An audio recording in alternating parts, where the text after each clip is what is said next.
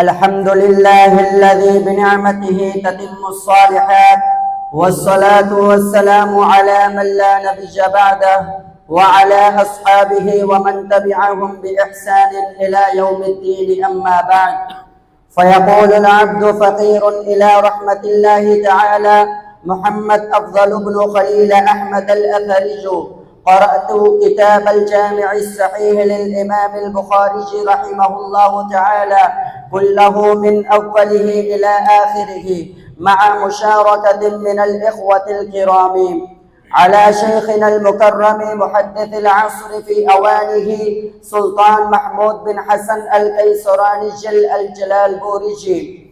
قال: أخبرنا الشيخ المحدث الكبير عبد الحق الهاشمي المكي. قال: أخبرنا الشيخ أبو سعيد محمد حسين البتالبي رحمه الله تعالى. قال: أخبرنا الشيخ المحدث شيخ الكل في الكل السيد محمد نزير حسين الدهلوي رحمه الله تعالى. وقرأت على الشيخ الأورع العالم الكبير السيد محب الله شاه الراشدي صاحب العلم السادس أول حديث وآخر حديث من الكتب الستة وأجازني بها.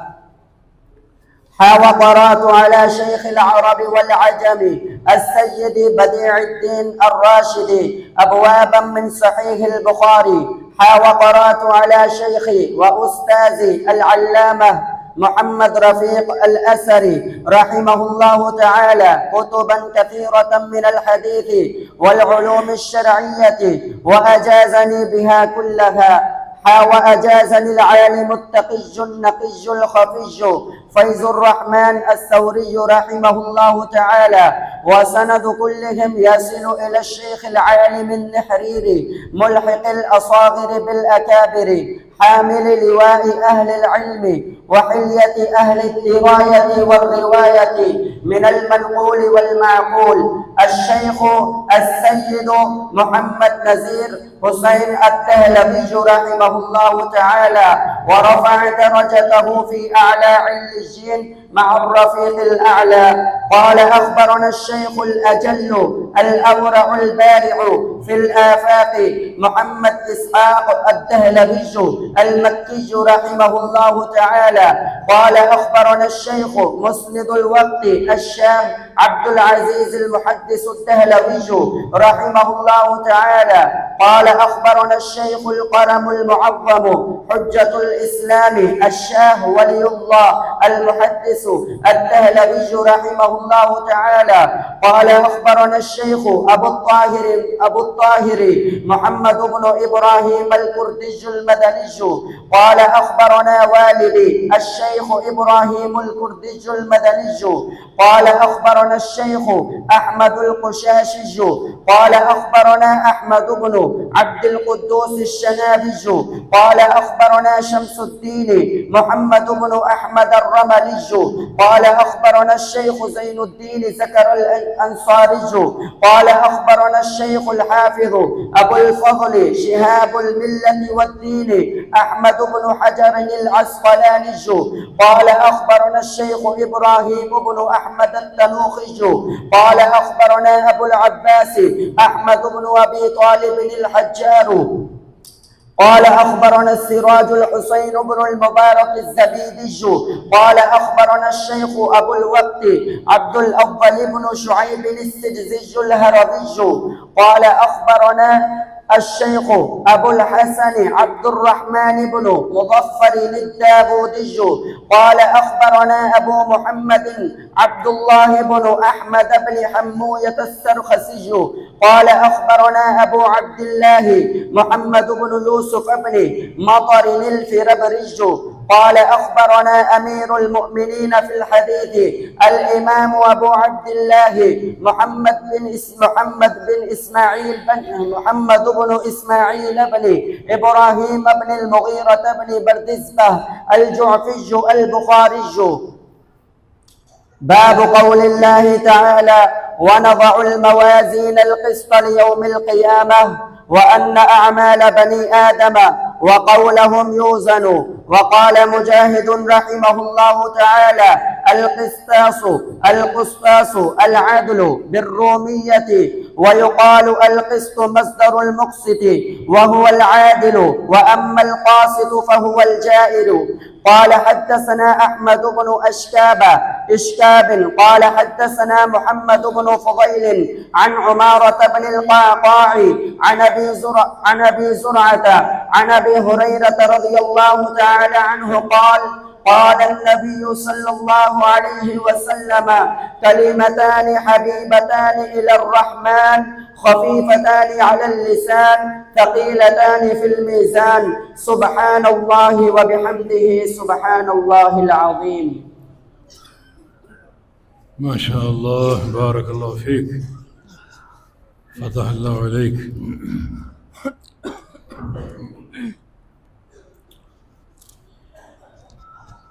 إن الحمد لله نحمده ونستعينه ونستغفره ونعوذ بالله من شرور أنفسنا ومن سيئات أعمالنا، من يهده الله فلا مضل له ومن يضلله فلا هادي له، وأشهد أن لا إله إلا الله وحده لا شريك له، وأشهد أن محمدًا عبده ورسوله.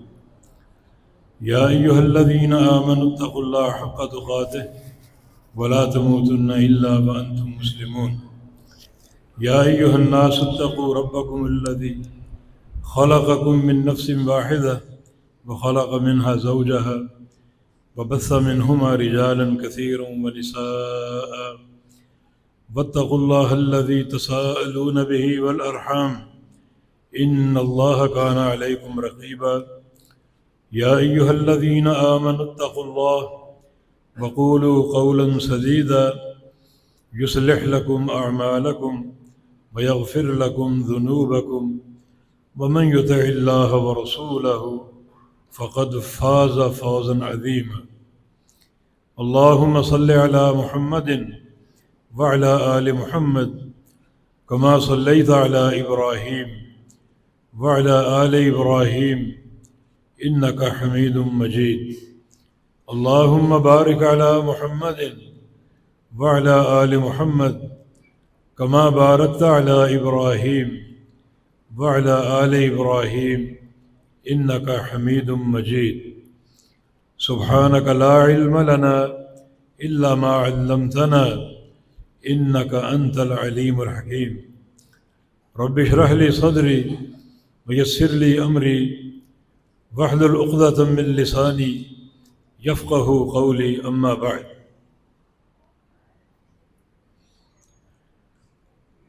حدثنا شيخنا وأستاذنا جامع المعقول والمنقول الشيخ حاكم علي الدهلوي رحمه الله تعالى بطريق السماع منه والقراءة عليه.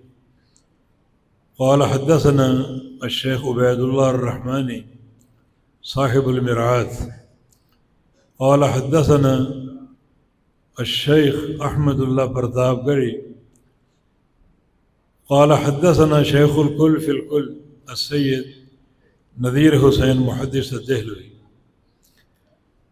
والسند بعد ذلك متداول في الكتب كما قرأ علينا قبل هذا الطالب النجيب وأفادنا ففتح الله عليه العلم والعمل. إلى أمير المؤمنين في الحديث الإمام محمد بن إسماعيل البخاري رحمه الله تعالى، فقال في آخر صحيحه باب قول الله تعالى: ونضع الموازين القسط ليوم القيامة وأن أعمال بني آدم وقولهم يوزن. وقال مجاهد: القسطاس العدل بالرومية، ويقال القسط مصدر المقسط وهو العادل، وأما القاسط فهو الجائر. حدثنا أحمد بن إشكاب قال حدثنا محمد بن فضيل عن عمارة بن القعقاع عن أبي زرعة عن أبي هريرة رضي الله تعالى عنه قال: قال النبي صلى الله تعالى عليه وسلم: كلمتان حبيبتان إلى الرحمن خفيفتان على اللسان ثقيلتان في الميزان سبحان الله وبحمده سبحان الله العظیم۔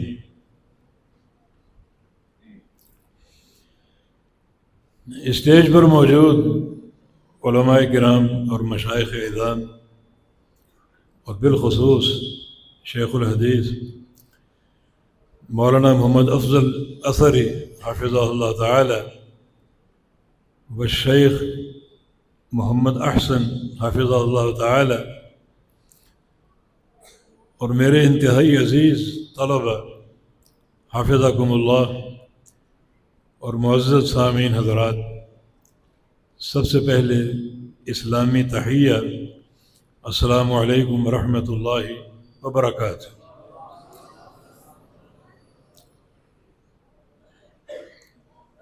صحیح بخاری کا جو آخری باب ہے وہ ہم سب نے سماعت کر لیا۔ اس باب پر صحیح بخاری کی تکمیل ہو رہی ہے، اور یہ باب جو مرکزی چیپٹر ہے کتاب التوحید، اس کا آخری باب ہے، یعنی مرکزی عنوان کتاب التوحید ہے، اور یہ آخری باب وزن اعمال کا ہے۔ اس میں اشارہ یہ ہے کہ جب قیامت کے روز اعمال تولے جائیں گے تو سب سے بھاری عمل توحید کا ہوگا۔ اللہ کے میزان کو بھاری کرنے والا سب سے اہم جو عمل ہے وہ توحید ہے۔ مسند احمد کی حدیث ہے رسول اللہ صلی اللہ علیہ وسلم کی، بخن لخمس ما اثقلہن فی المیزان، 5 چیزیں کیا کہنا ان کا اللہ کے میزان میں کتنی بھاری ہوں گی۔ سبحان اللہ والحمد للہ ولا الہ الا اللہ واللہ اکبر، یہ 4 توحید کے کلمات ہیں۔ غور کریں تو پوری توحید کی اساس ہے، اور یہ 4 کلمات اللہ کے میزان میں بہت ہی بھاری ہوں گے۔ اور 5واں عمل کیا ہے؟ کسی انسان کا بچہ فوت ہو جائے بلوغت سے قبل اور وہ صبر کر لے، اللہ تعالیٰ اس کے صبر کی حفاظت کرے گا، اور اسے بھی قیامت کے دن ان توحید کے کلمات کے ساتھ تولے گا۔ یہ صبر بھی بہت ہی بھاری ہوگا اللہ کے میزان میں۔ ایک اور حدیث میں رسول اللہ صلی اللہ علیہ وسلم کا فرمان، صحیح مسلم کی حدیث ہے کہ سبحان اللہ نصف المیزان والحمد للہ تملأ، کہ صرف جو سبحان اللہ کلمہ ہے یہ آدھا میزان ہے، اللہ کے آدھے میزان کو بھر دے گا، اور الحمدللہ پورے میزان کو بھر دے گا۔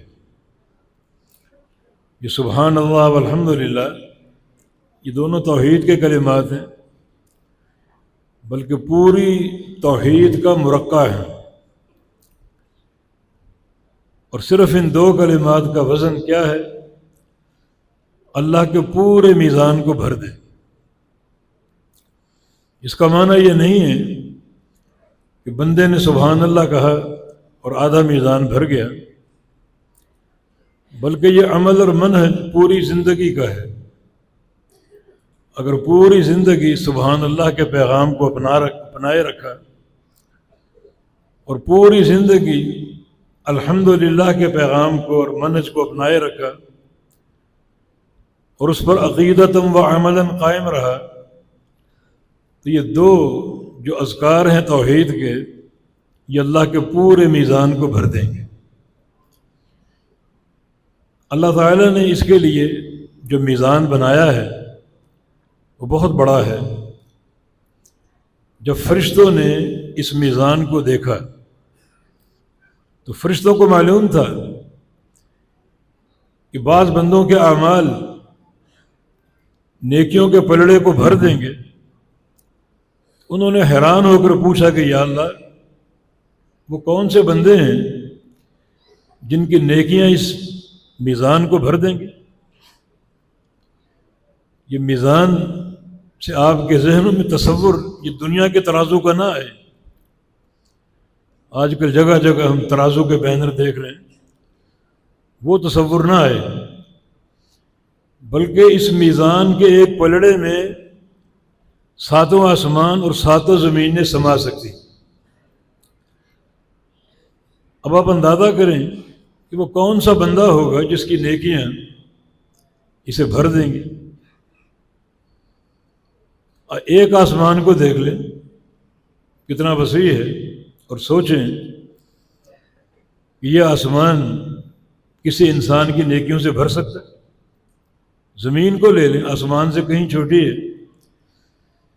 کہ اس زمین سے کسی انسان کی نیکیاں اتنی پہنچ سکتی ہیں کہ پوری زمین کو بھر دیں۔ تو پھر یہ سبحان اللہ والحمدللہ پورے میدان کو بھر دے گا۔ یہ توحید کی عظمت ہے جس کی کوئی حد و حساب نہیں ہے۔ نبی علیہ السلام کی حدیث ہے، الایمان بضع و سبعون شعبۃ،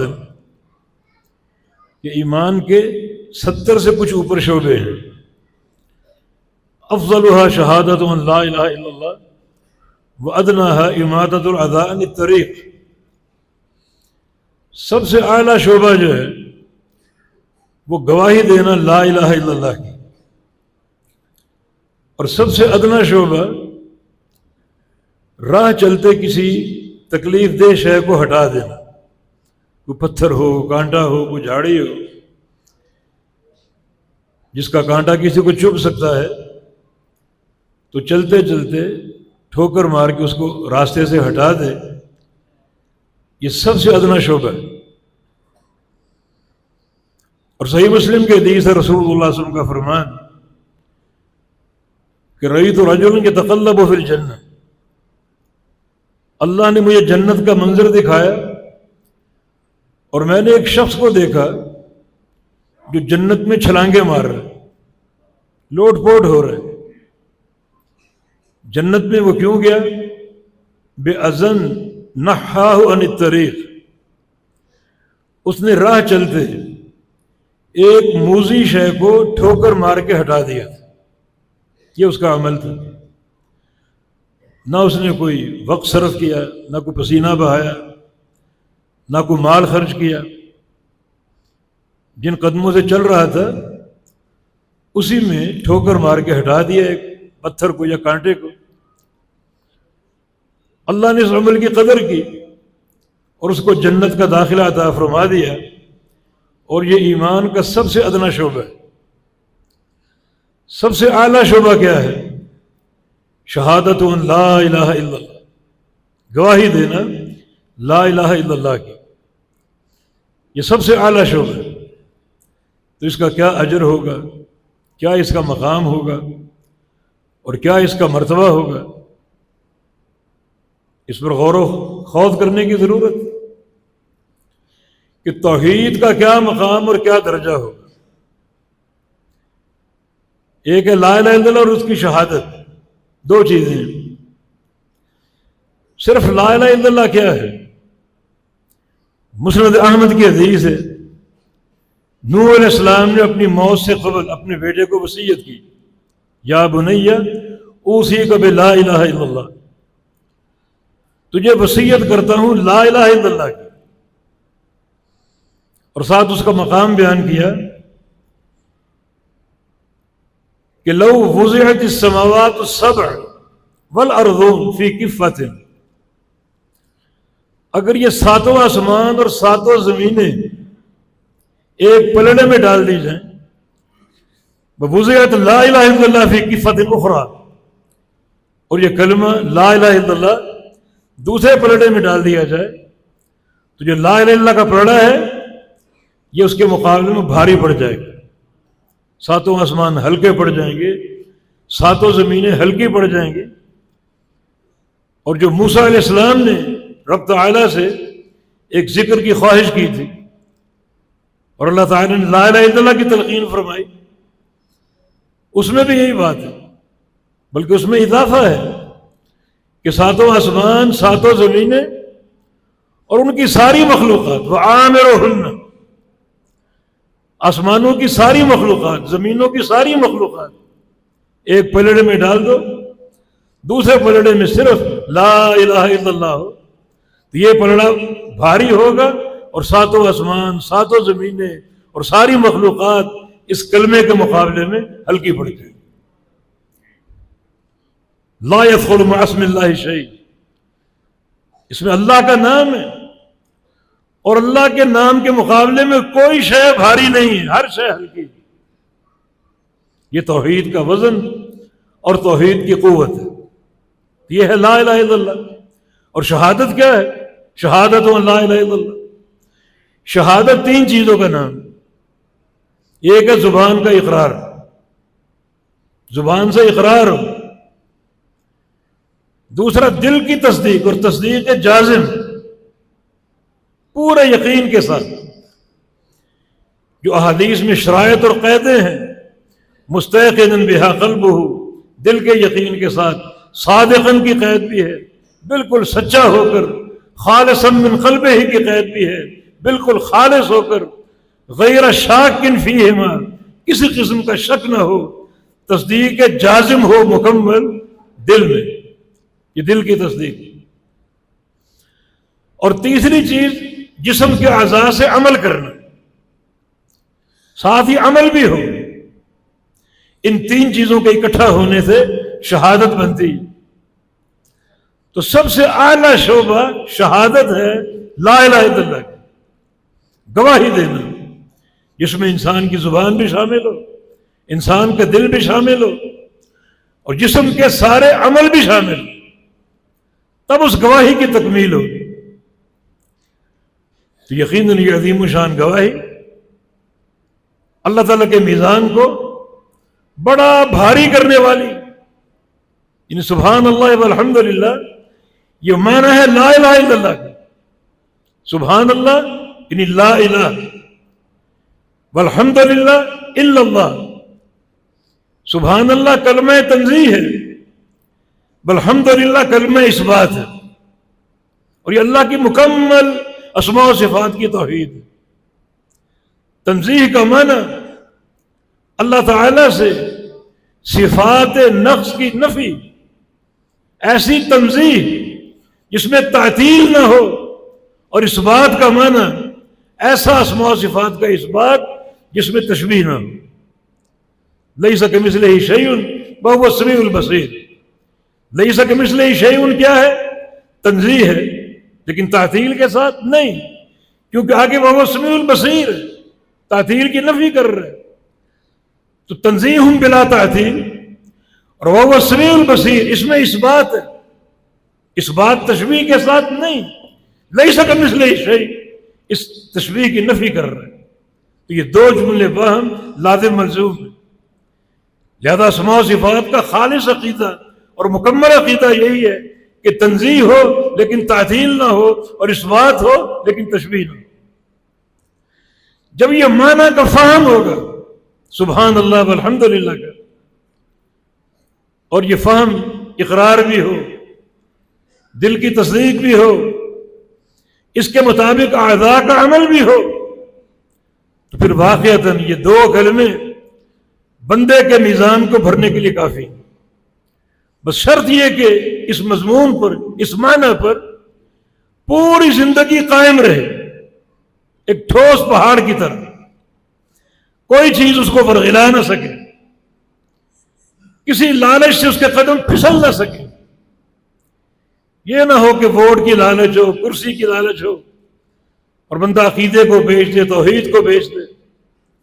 خطرناک منہج ہوگا یہ، جو استقامت کا پہاڑ ہو، توحید کا پہاڑ ہو، وہ بندے اس کا مصداق بنتے۔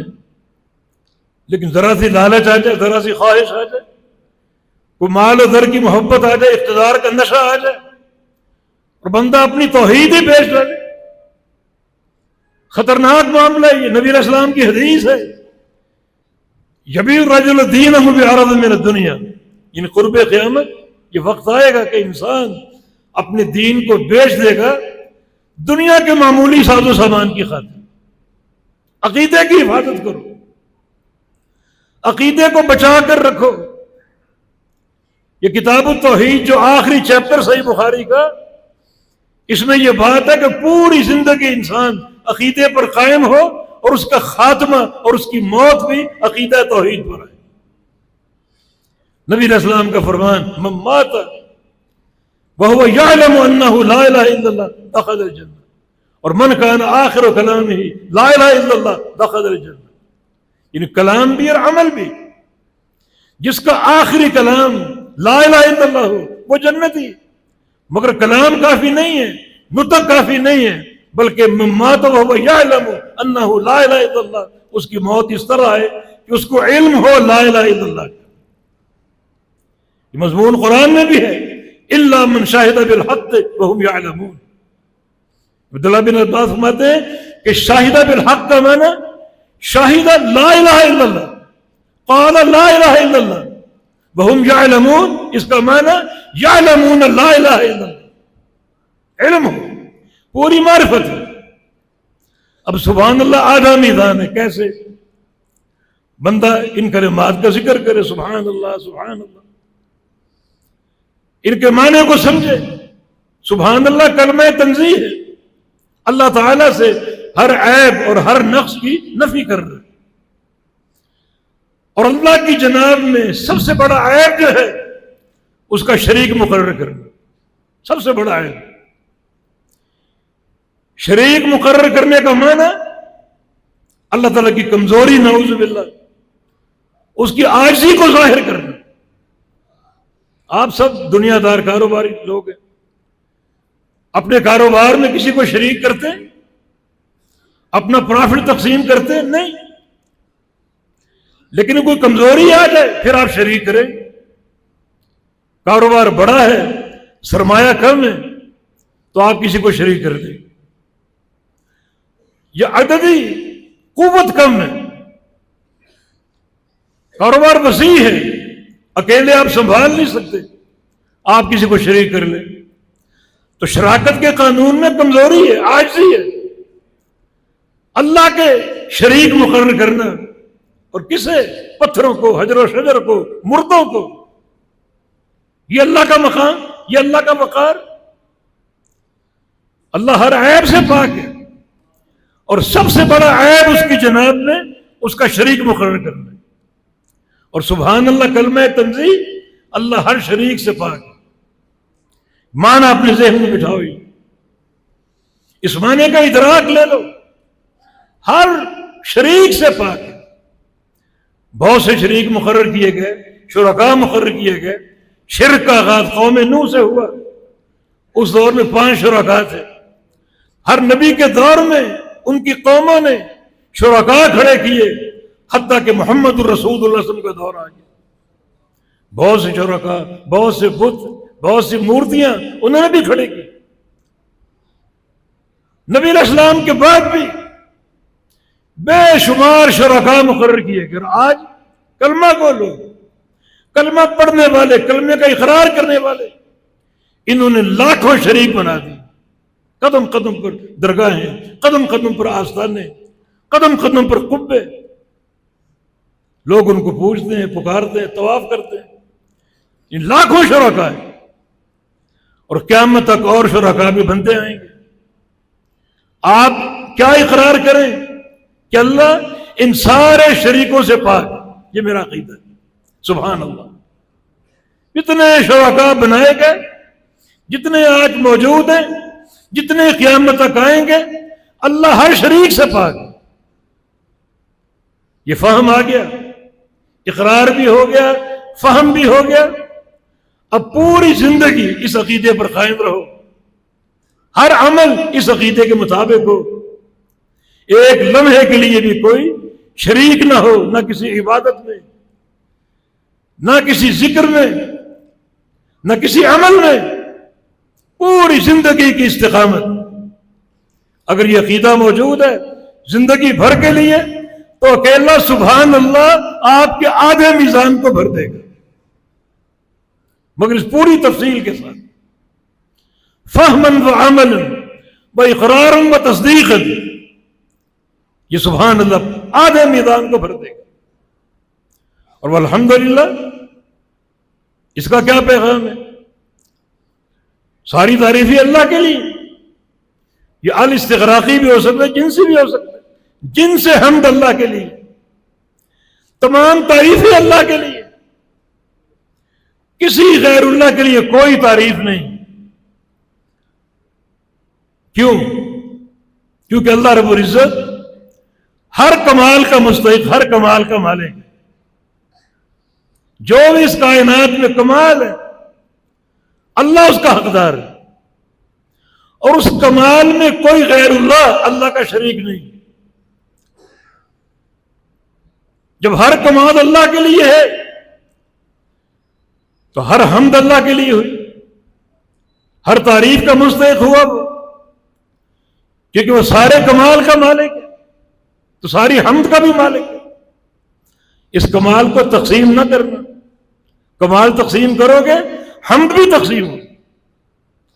اور آج جو شرارتیں لوگوں نے بنا رکھی ہیں اللہ کے کلام کو تقسیم، کمال کے تقسیم کرنے کے درپے ہیں۔ مثلا اللہ بھی غیب جانتا ہے اور نبی ولی بھی غیب جانتے ہیں، اللہ بھی رزاق ہے اور فلاں خبر والا بھی داتا ہے، فلاں دستگیر ہے، فلاں حاجت روا، فلاں مشکل کشا، فلاں بیڑے پار لگانے والا، فلاں اولاد دینے والا، فلاں شفا دینے والا، اللہ کے شرکاء بنا رکھے۔ یہ تو کمال کی تقسیم ہے۔ جب کمال تقسیم کرو گے حمد بھی تقسیم کرنی پڑے گی، یا الحمدللہ کا انکار ہو جائے گا، توحید کا انکار۔ تو الحمدللہ جو ہے یہ ہر تعریف اللہ کے لیے، ہر تعریف اثباتی توحید، اس میں جو بھی اس کائنات میں کمال ہے اللہ اس کا مستحق ہے۔ تو چونکہ ہر کمال اللہ کے لیے لہذا ہر تعریف، ہر حمد اللہ کے لیے۔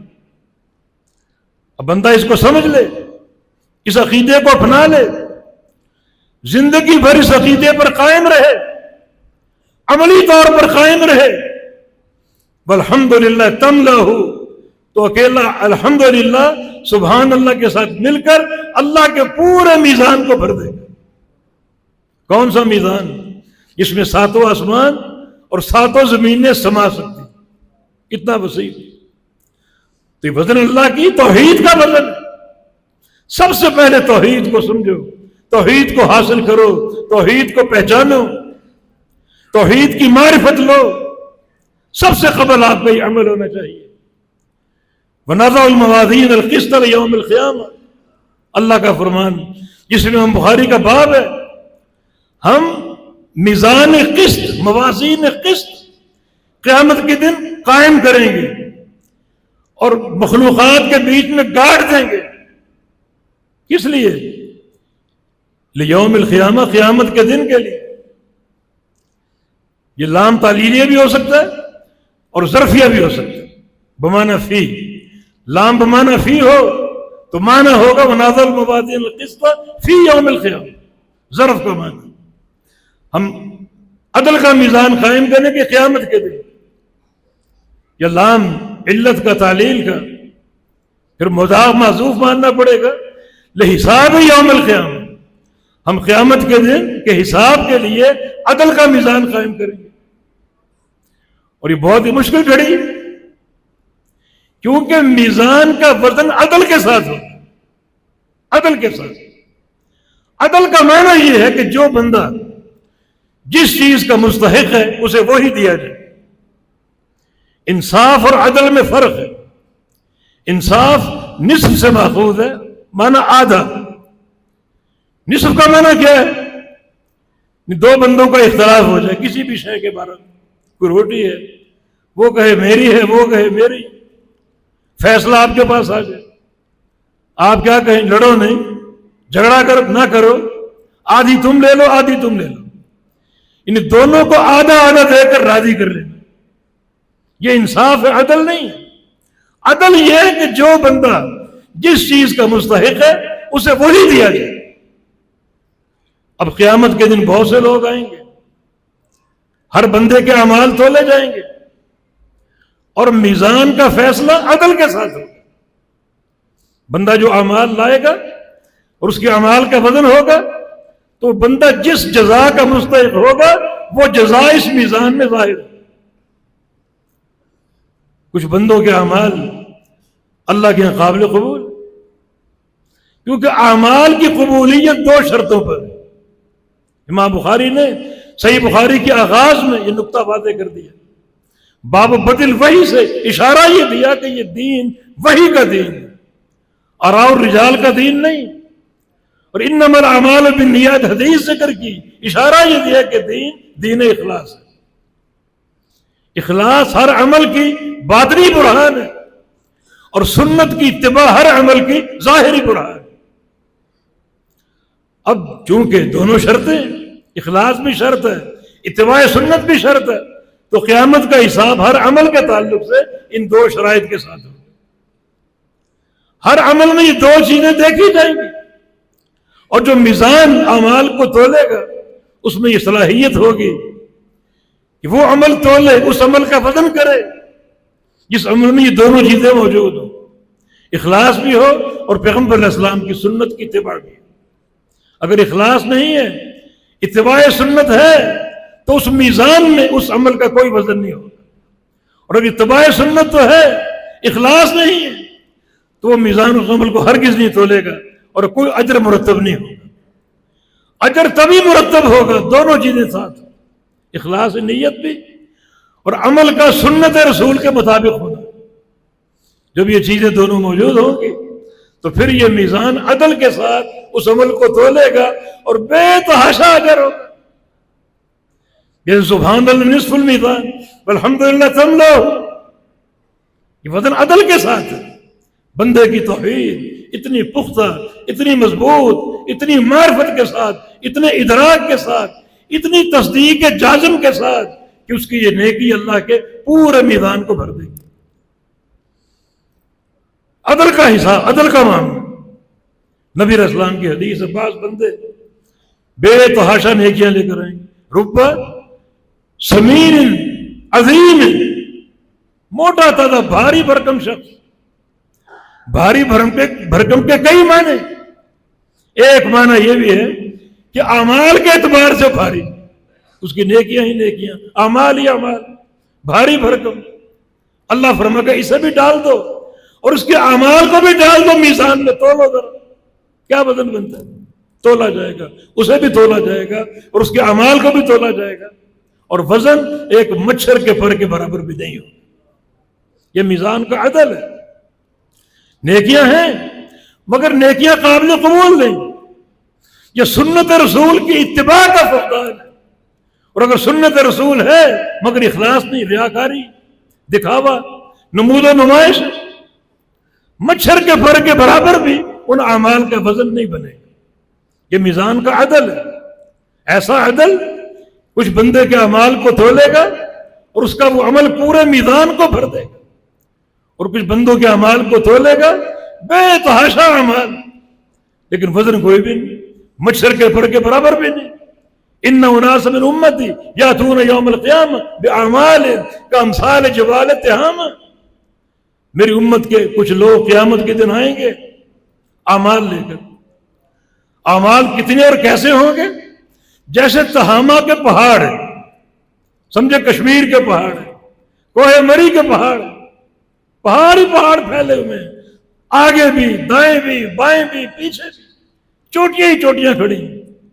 بعض بندوں کی نیکیاں اس طرح ہوں گی، دائیں طرف بھی پہاڑوں کی طرح، بائیں طرف بھی پہاڑوں کی طرف، سامنے بھی پہاڑوں کی طرح، پیچھے بھی پہاڑوں کی طرح، مگر اللہ تعالیٰ ان سارے اعمال کو ذرے بنا کر بکھیر دے گا۔ کسی نیکی کا نہ کوئی وزن ہوگا نہ کوئی قیمت ہوگی۔ وجہ کیا ہے؟ یہ سنت کی اتباع نہیں ہے یا اخلاص کا فقدان۔ تو یہ میزان قائم کرنے کا مقصد، میزان انسان کے عمل کو تولے گا عمل کے معیار کے ساتھ، اور معیار یہ دو چیزیں ہیں، سنت کی اتباع اور اخلاص. لہذا ایک تو توحید کی اساس ضروری ہے، توحید کا فہم ضروری ہے ہر عمل کے لیے، توحید کی بنیاد چاہیے. اور دوسرا یہ کہ جو عمل کرو اسے دو بنیادوں پر قائم رکھو. ایک بنیاد اللہ کے حبیب کی اتباع ہے، اور دوسری بنیاد اس عمل میں اخلاص کی حفاظت. یہ دو بنیادیں ہر عمل کے تعلق سے قائم ہوں، کیونکہ ہر عمل میزان میں تولا جائے گا. معیار چیک کرنے کے لیے یہ دو چیزیں موجود ہوں گی، عمل کا وزن ہوگا. یہ دو چیزیں موجود نہیں ہیں تو پہاڑوں کی چوٹیوں کی طرح کھڑے اعمال بھی سارے برباد ہو جائیں گے اور ذرے بن کر بکھر جائیں گے. امام بخاری رحمہ اللہ کے مقاصد، یعنی کتاب التوحید، اس کا آخری چیپٹر، اور پھر صحیح بخاری کا اختتام، تاکہ اختتام اور ابتدا دونوں مطابق ہو جائے، دونوں میں مماثلت آ جائے. آغاز کتاب کیا تھا؟ دو چیزوں کی طرف اشارہ. ایک کہ دین وحی ہے، وحی کی مطابقت ضروری ہے، اور دوسرا یہ دین اخلاص ہے. ہر عمل میں وحی کی اتباع ضروری ہے، اور ہر عمل میں اخلاص کی حفاظت ضروری ہے. جہاں سے سفر کا آغاز ہوا وہیں پر سفر کا اختتام ہوا. اور ساتھ ساتھ یہ کتاب توحید، انسان کی زندگی میں توحید کی کیا ضرورت ہے، حتیٰ کہ انسان کی موت اور اس کا خاتمہ عقیدہ توحید پر آئے. ہر عمل کی اساس عقیدہ توحید ہو، وہ بندہ عند اللہ کامیاب ہے. چونکہ وقت کی کمی ہے، امام بخاری رحمہ اللہ نے وزن اعمال کے استدلال کے لیے، کیونکہ بعض لوگ وزن اعمال کا انکار کرتے تھے، معتزلہ ہے، عقل پرست لوگ میزان کو نہیں مانتے کہ عمل ایک مانوی چیز ہے. اعراض میں سے عمل کا جسم تو ہے ہی نہیں. روزہ بھی عرض ہے، نماز بھی عرض ہے، حج عمرہ سب اعراض ہے. اعراض کو کیسے تولا جائے گا؟ ہمیشہ ترازو پر کون سی چیز تولی جاتی ہے؟ جس کا جسم ہو، ترازو پر رکھی جائے وہ، تب اس کا وزن ہوگا. روزہ کیسے رکھا جائے گا؟ عمرہ کیسے رکھا جائے گا؟ حج کیسے رکھا جائے گا؟ ان کا جسم ہی نہیں، اعراض ہے. تو بر بنائے عقل انہوں نے میزان کا انکار کر دیا، حالانکہ ان کی عقل انتہائی کم تر، یہ معمولی لفظ ہے، عقل ہے ہی نہیں ان کے اندر.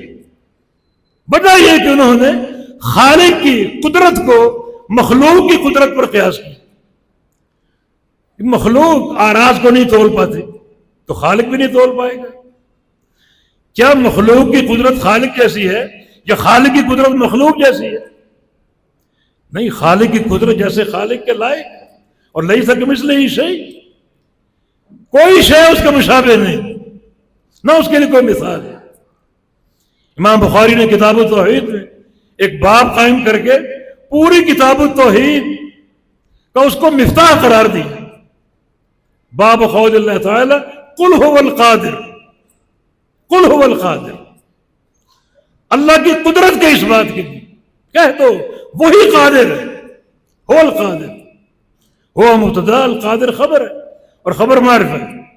جب خبر معرفہ ہو تو کلام میں حصر پیدا ہوتا ہے. معنی یہ نہیں ہے کہ وہ قادر ہے، بلکہ معنی وہی قادر اور کوئی قادر نہیں. وہ ذات جو قادر ہے اور کوئی قادر نہیں، اس کی قدرت کو تم مخلوق کی قدرت سے قیاس کرتے ہیں، تبھی تو عقیدہ فاصلہ پیدا ہوا. اور امام بخاری اس کے ساتھ جو حدیث لائے اس میں بھی حصر کا معنی ہے. استخارے کی دعا انک تقدر ولا اقدر، حصر کا معنی کہ تو قادر ہے، میں قادر نہیں. اس حدیث کو اور اس آیت کریمہ کو ایک اساس بنا لو. اللہ قادر ہے، مخلوق قادر نہیں ہے. جب اس نے خبر دی ہم اعمال کو تولیں گے تو اللہ تولنے پر قادر. اعراض ہے اعمال، اللہ اعراض کو تولنے پر قادر، اجسام کو تولنے پر قادر. اس کی ہر خبر حق ہے، اور اللہ ہر شے پر قدرت رکھنے والا ہے. یہ امراض جو پیدا ہوتے ہیں اللہ کی قدرت کو مخلوق کی قدرت پر قیاس کرنے کی بنا. امام بخاری نے رد کیا ان کا، بنزل الموازین القسط لیوم القیامہ، ہم قیامت کے حساب کے لیے عدل کا میزان قائم کریں گے، اعمال تولیں گے۔ اور اس کی دلیل آگے حدیث میں نبی علیہ السلام کا فرمان، کلمتان حبیبتان للرحمن خفیفتان علی اللسان ثقیلتان فی المیزان سبحان اللہ بحمدہ سبحان اللہ العظیم۔ ثقیلتان فی المیزان پر امام بخاری کا استدلال۔ اس جملے سے دو چیزیں ثابت ہو رہی ہیں، فی المیزان سے میزان ثابت ہو رہا ہے، اور ثقیلتان سے وزن ثابت ہو رہا ہے۔ جو قرآن نے بات کی وہی حدیث نے بات کی۔ کتاب التوحید پورا کا پورا اگر آپ پڑھیں گے، اوپر قرآن کی آیت ہے، نیچے عثمانہ کی حدیث ہے۔ امام بخاری نے یہ بھی بتا دیا کہ قرآن اور حدیث دونوں کا ایک ہی مدلول ہے اور ایک ہی مضمون۔ جو بات قرآن کر رہا ہے وہ بات حدیث کر رہی ہے، جو بات حدیث کر رہی ہے وہ بات قرآن کر رہا ہے۔ قرآن کی آیت وزن اعمال کو ثابت کر رہی ہے، حدیث میں بھی ثقیلتان فی المیزان ہے کہ وہ دو کلام جو ہیں میزان میں بڑے بھاری ہوں گے۔ تو فی المیزان سے میزان کا اس بات ہے، اور ثقیلتان سے وزن کا اس بات ہے۔ معتزلہ نے اس کا انکار کیا، اور یہ انکار بھی ان کی باطل سوچ کا نتیجہ ہے۔ اللہ کی قدرت کو کون سمجھتا ہے، کون اس کا احاطہ کر سکتا ہے؟ اور اس کی قدرت کو مخلوق کی قدرت سے تشبیہ دینا یا قیاس کرنا سب سے بڑا باطل اس کائنات ہے۔ اس کی کوئی صفت مخلوق کی صفت پر قیاس نہیں ہو سکتی۔ تو اس طرح یہ آخری باب صحیح بخاری کا وزن اعمال کے تعلق سے جس کی تیاری کی دعوت دی جاتی ہے کہ ہم اپنے اعمال کو درست کریں، ایک تو توحید کی اساس پیدا کریں، دوسرا ہر عمل میں یہ دو شرطیں داخل کریں، ایک باطنی شرط اور ایک ظاہری شرط۔ باطنی شرط اخلاص کی حفاظت، اور ظاہری شرط ہر عمل کا سنت رسول کے مطابق۔ باطنی شرط کی دلیل انما الاعمال بالنیات کہ سارے اعمال کی صحت اور قبولیت انسان کی نیت پر ہے، اور ظاہری شرط کی دلیل نبی علیہ السلام کا فرمان من عمل عملا لیس علیہ امرنا فہو رد۔ جس بندے نے کوئی ایسا عمل کیا جس میں ہماری مہر نہ ہو، ہمارا ٹھپا نہ ہو، وہ عمل مردود ہے۔ ہر عمل کی ظاہری شرط ہے، ظاہری برہان۔ اور بعض علماء نے ان دو حدیثوں کو پورے دین کا خلاصہ قرار دیا، پورے دین کہ ایک حدیث پورے دین کی باطنی برہان ہے، دوسری حدیث پورے دین کی ظاہری برہان۔ اگر ایک انسان کے سامنے دونوں حدیثیں ہوں، دونوں کا علم ہو، دونوں کی معرفت ہو، عمل بھی ہو، تو اس انسان کی مٹھی میں پورا دین ہے گویا۔ ظاہری برہان بھی آ گئی اور باطنی برہان بھی آ گئی۔ یہ دو اللہ کے کلام ہیں جو اللہ کو پیارے، رحمان کو پیارے، زبان پر ہلکے اور میزان میں بھاری ہوں گے۔ سبحان اللہ بحمدہ سبحان اللہ العظیم۔ ہم نے ان دونوں کلمات کی تشریح اپنی گفتگو کے آغاز میں کر دی۔ ایک کلمہ تنزیہ ہے، دوسرا کلمہ اثبات ہے، لیکن تنزیہ میں تعطیل نہیں ہے اور اثبات میں تشبیہ نہیں ہے۔ اس طرح خالق کائنات کی ساری صفات اور سارے اسماء اور سارے افعال اسی قاعدے پر جاری ہوں، سب حق ہیں، سب ثابت ہیں، ایمان لانا واجب ہے، کسی تعویل کے بغیر، کسی تحریف کے بغیر، کسی تعطیل کے بغیر اور کسی نفی اور انکار کے بغیر۔ یہ صافی عقیدہ اللہ تعالیٰ کے اسماء و صفات کے بارے میں۔ اور پورا کتاب التوحید جو صحیح بخاری کا آخری چیپٹر ہے اسماء و صفات کی توحید پر مشتمل، جس کا علم ہونا ضروری ہے۔ رب تعالیٰ کی معرفت آ جائے، اور یہ معرفت جو ہے اللہ کا خوف، اس کی خشیت انسان کے اندر پیدا کر دے گی۔ جب رب تعالیٰ کی صفات کا تعارف ہوگا، اس کے ناموں کا تعارف ہوگا، یقین رب تعالیٰ کی خشیت بھی آئے گی، اس کا خوف بھی آئے گا، اس کا ڈر بھی آئے گا، اور محبت بھی آئے گی، رضا بھی آئے گی۔